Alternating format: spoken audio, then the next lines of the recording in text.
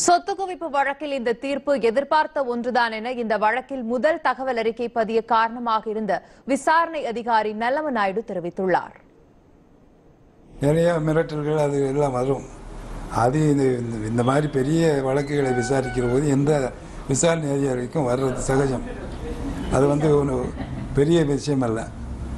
அதெல்லாம் அதை எதிர்த்து நான் இந்த விசாரணையை முடித்து வைத்திருக்கிறேன்.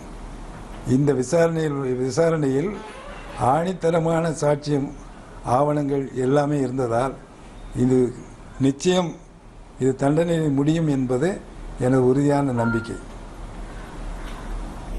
அதனால் எதையும் நான் யார் சொல்லுவதையோ பயமுறுத்தல் உள்ளதோ என்று நான் பார்க்கவில்லை.